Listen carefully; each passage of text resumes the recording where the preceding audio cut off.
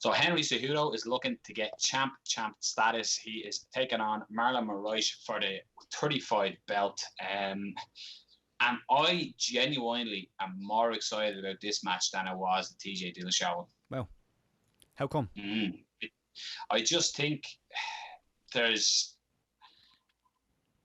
I just think a different wrinkle in this fight. While with Cejudo against TJ, it was more. I thought it was built more around TJ going down. Yeah. It was all TJ. And when Cejudo done what he done, now taking on someone with the finishing power of Marlon Moraes and stuff, it just all of a sudden it just has that increase of, oh, Cejudo's not just an Olympic gold wrestler. Like, do you know what I mean? He's got other aspects, and then as well, the submission arsenal as well that Moraes holds as well. If he does get the takedown, the possibility is there as well. Serious ground and pound as well. So I just think there's more wrinkles to this fight. I think it's an incredible matchup. I think it's really, really fun. And to be honest, I'm very torn on who I think will win it. I think it's a very competitive fight. We spoke about it a few weeks ago with Pete Carroll about guys moving up and down weight classes, and you know, I don't know what the data actually is. I'd love to see the numbers on, you know, the success rate of guys moving up, but I wouldn't say it's that high, especially moving up against, you know, the top guys in the division. It's different if you're going up and you're fighting, you know, whoever, or a top 15 ranked fighter rather than number 1. So I find this really interesting. I think it's a very, very competitive fight, and I am torn on it, but I do agree. I'm quite excited about it. And Sean, cracking fight, yeah. To your point, Sean, Cejudo is the smaller fighter with a bigger reach. Oh shit! Yeah, and like Rob was saying, he's struggling to pick. The prices are 10 to 11 and 5 to 6. So bookies can't split them either. So yeah. So who's the favourite? Who's the slight favourite? Moraes by like 0.07. I wonder what Tapology thinks. Tapology is all on Marlon Moraes. Yeah. Yeah, 65% to 35%. Would you say some of that is about you know, Cejudo? A lot of people don't like Cejudo, the way he goes on with the gold medals. I think there might be a bit of that as well. I think he's embraced that and made it his own, though. I like it. I think it's really do. I think a lot of what people might be looking at Moraes for, when you look at that Aljamain Sterling fight where Sterling launched in for the takedown and he absolutely cracked him with the knee. Yeah. Like, Moraes has that muscle twitch reaction that if Cejudo goes with not saying an Olympic medalist, gold medalist is going to go with some sort of lazy takedown, but there's on the CV of Moraes is a knockout finish from somebody trying to get a takedown. I'm with Moraes in this one as well. I just think, you know, I think when a fighter goes down, he's carrying more power, etc., from going down. It's all about the weight cut, but when a fighter's going up, it's weird because I'm probably really only thinking this more so because looking at Max Holloway go up and just the difference in size, the difference in power, and just you're more comfortable in your body. You're used to carrying that extra weight. Plus as well, Marlon Moraes just has the death touch as well, and that weight class, he's just a killer. Like some of his knockouts on his record and finishes are just like incredible, disgusting. Like you know, like there's just serious wins. Like how impressive the Jimmy Rivera one was. You know what I mean? And Rivera was, you know, a guy that was first loss in his career. Like, you know what I mean? A guy that was really touted. Someone we spoke to Rob previously on another version of this show. And like we were like, yeah, this guy's a future champion, and he does him within the first minute. You know, he's I just think he's a special athlete. And I just think he's going to stop the takedowns, and the threat of the takedown. Cejudo will have the fear of repeating the Aljamain Sterling incident. I just think he has it, and he's fought similar style fighters to Cejudo, maybe not to the level of his grappling, obviously, but fighters who will try and implement that style, and Moraes comes out of it. So yeah, I just think momentum is currently with Marlon Moraes, even though Henry Cejudo coming off arguably the biggest win, back-to-back wins in his career. I just think Moraes is he's just he's more comfortable in his body right now, and at that weight class, and I think that's going to be the telling factor. And I'm going to go with Marlon Moraes. I'm going to go with a finish as well. Well, I'm going to go with Moraes as well. I think, being settled at that weight class and what he's shown since his kind of early stumbles in the UFC, and the fact that he beat by finish both Jimmy Rivera and Assunção, who are very, very difficult fighters to beat, and if you're going to beat them, generally it's by a decision because they're hard to finish. The fact that he finished them, and I'd say his confidence is sky high after that, because Assunção was like so difficult to look good against, like ridiculous. It's so hard to look good against him, and he did. Cejudo has changed a lot, I thought, over the years, and his striking has got a lot better, and he's got more comfortable striking. I think he will try strike with Moraes for a while, and even if he goes for takedowns, I think the size of Moraes, his footwork, can be a problem here. And I remember listening to a Frankie Edgar interview where he was talking about how big Marlon Moraes is, because he was talking about him fighting at featherweight, Edgar himself, and the fact that Moraes is a much bigger guy than him, and Moraes fights at 135. So I think the size difference is going to be big here. And Moraes has not really shown any gas problems. He can fight over 5 rounds fine. So yeah, I'm going to go with Moraes to win. But I think Cejudo's always been underestimated in MMA, I think. So you never know. But yeah, Moraes wins decision. Young Taylor.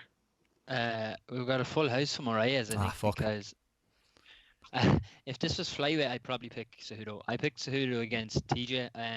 But it's hard looking at the Max fight and other recent examples of lads going up. You have to build up at that weight. You can't just. It's not as simple as moving up and just being at that weight class. You have to grow into it. Your body changes when you're moving up in weight, because you're sparring at a different weight, you're training at a different weight, all that stuff. Even with being a shorter man and longer reach, I think I'm going to pick Moraes. Nice. Co-main is for the 125 strap, strawweight strap. Valentina Shevchenko taking on Jessica Eye. For me, this is a weird fight. I know a lot of people are giving out with Jessica Eye getting the title shot. She's on a 3-fight win streak, so she is ranked. I said straw. Sorry, it's fly, isn't it? She is ranked number 2 in the world. So it's she has to fight it, doesn't she? Yeah. But I just think Shevchenko she's the all-round better fighter. I just think Jessica Eye can make it ugly, and that's how, if she's going to win the fight, that's potentially it. But you could also just see an absolute clinic being put on here by Shevchenko, which is my pick. That will happen. But Jessica Eye can make it ugly and make it awkward. That's our only real opportunity, I think. Yeah, I don't see anything but a Valentina win here. I really don't. Like Jessica, like I was watching the fights the other night, and they done a promo for this fight. I just thought it was very funny. Like Jessica is on a 3-fight win streak, which is excellent. But I think it was Daniel Cormier. He goes, Jessica, all she's been doing is winning lately. And then you go lately, because if you go back to 3 fights ago, she was on like a 4 or 5 fight losing streak. So there's that. But there's nobody else you can really give it to at this division. So it's fine, but I just don't see anything but a Valentina win. Like, she's a much better striker by miles. It's not even close. And I think she's shown that her grappling is really good. And I think if it hits the floor, I don't think there's a problem there. Anybody can get caught in MMA, there's that. But yeah, Valentina all day here, all day. I presume she's a big favourite, Sean, is she? Oh. I was just going to say, I think she's the biggest favourite I've ever seen in a fight at this level. Tapology. Community. Let me guess. 96%. Had to be something like that, yeah. I was going to say 90%. Do you want to guess at the price? What's the price? I'd say has logged in and picked herself. The price is, looking at them, so Jessica I is 13-2. If that takes a fancy, it's probably still a bit short even for me. I probably wouldn't back that. Valentina Shevchenko is 1-12, so you put on €12 to win €1. Wow, that must be. I think that must be the biggest. Title fight, yeah, for a title fight probably. Like the last time, like I remember looking at like really wide odds. I remember Cejudo beat Nogueira like in Pride years ago. I think that was like similar. It was like 1-10 or something like that. Not even quite. Even Jones has only been around 1-7, 1-6 and stuff. So to put it into context, that's fucking insane. Wow. Great fight. that is there on the card because of title fights is the return of El Cucuy. Tony Ferguson takes on the Cowboy, Donald Cowboy Cerrone. This is a fun fight. Interesting fact is, typical Cowboy Cerrone is he only competed in May. Like at the 1st of May, he beat Alaquinta 5 rounds decision. So a lot of people were surprised that he was taking this fight against Tony Ferguson on like basically a month's notice. Big factor here is where's Tony Ferguson mentally, I think, coming into this. I think that's the biggest ask in his question. Ferguson hasn't fought himself since what? Pettis, that was back in October? Yeah. So it was the McGregor card. Yeah, so, you know, a long time out in that time. Well, it's actually not that long, it's 8 months. But, you know, considering what he's been through in that time, in that 8 months, it's crazy to think that Ferguson's fought 3 times. Yeah. I have no big break then. I'm all about the daddy cowboy train. Daddy cowboy is unbeaten. So. What do you think, Rob? There's so many questions. Like, there's just too many questions going into this fight that it's difficult to parse. I'm gonna go Ferguson. Not happy with going with him because I think, you know, mentally, the turnaround, I'm not sure where he is. And then like the fact that Tony Ferguson, if you go back and look at his last few fights, Anthony Pettis, he was in trouble. Kevin Lee was in trouble. Lando Venati, he was in trouble, and big trouble in that fight. So like, you know, Donald Cerrone, if he does catch him and he's in trouble against Cerrone, I don't know if Cerrone's going to let him off the hook. But I'm going to go with Ferguson because I think Ferguson is the overall better fighter. But I think there's so many questions going in that, it's not a fun one. I wouldn't bet on it.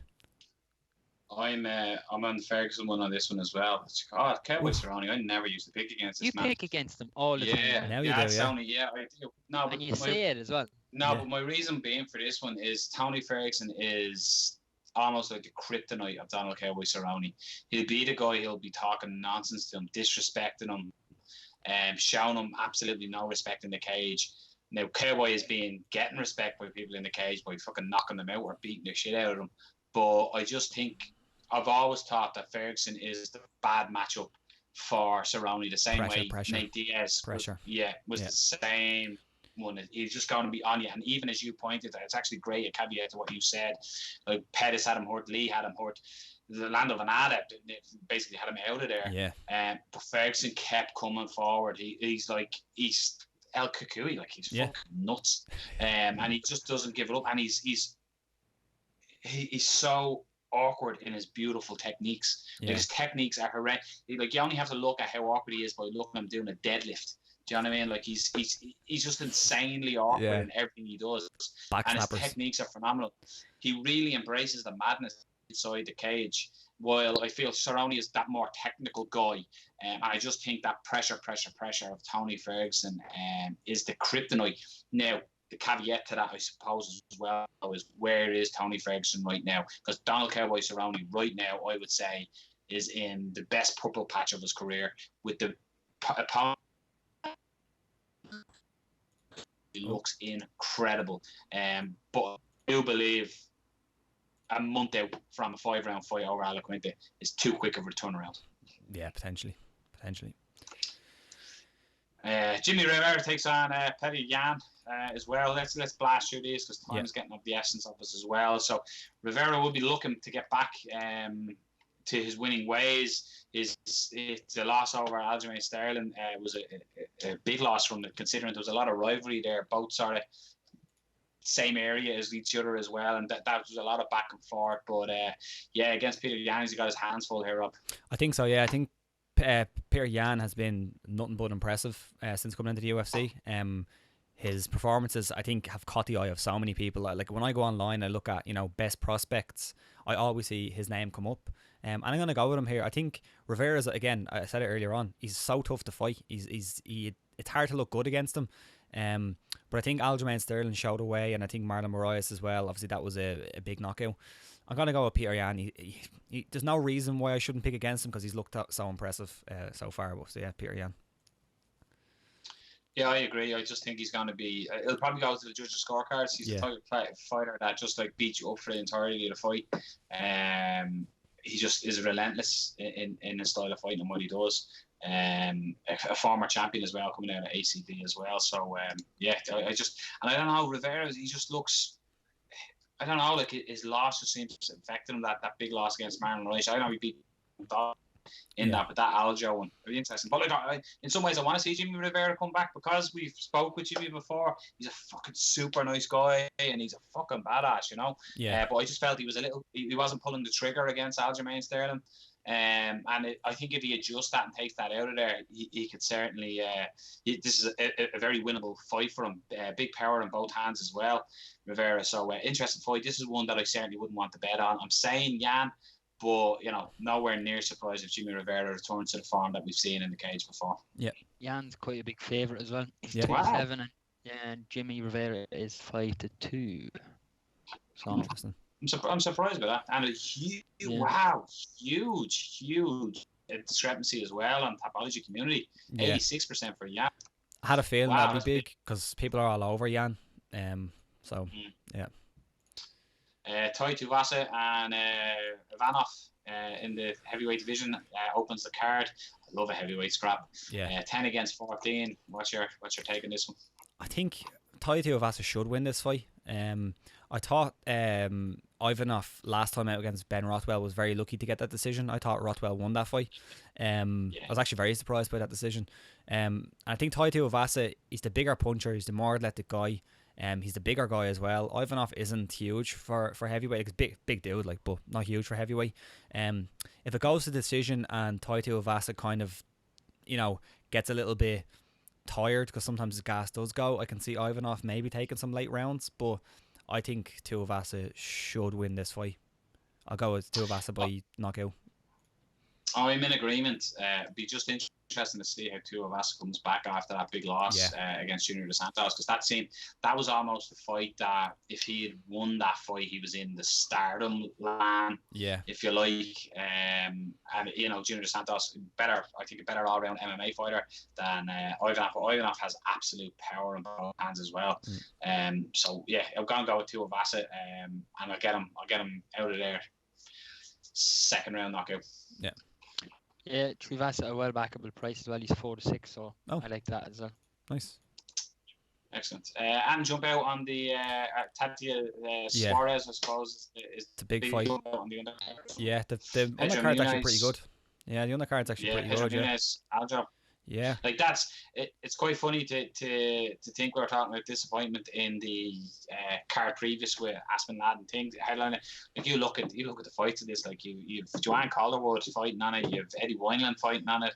Do you know what I mean? There's some great matchups there, and there Ricardo Lamas, Calvin Kattar. Holy shit, the undercard is unbelievable. Yeah. Carolina against Lasso. Holy shit, this undercard is unreal. Hugh Kagan against Calderwood is the opener. Like, that's a big fight in that division. Calderwood's looking good. Jesus, that's an undercard. Yeah. Fight night card, really. Hashtag question. Yeah, is this better? Is the prelim card of this better than most fight night cards, or is this? Jesus, this is so much better than an ESPN card.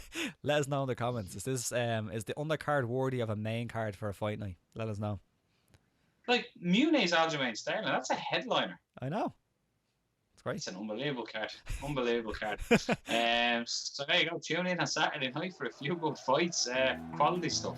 So apparently if you press this button somewhere here, it subscribes and you get all the notifications for the show. So hit that button there. You have to click the bell though to get the notifications down the bottom. Make sure you hit it and they get the ringer things because Rob didn't know. So it's the button there or there. It's somewhere roughly around that area.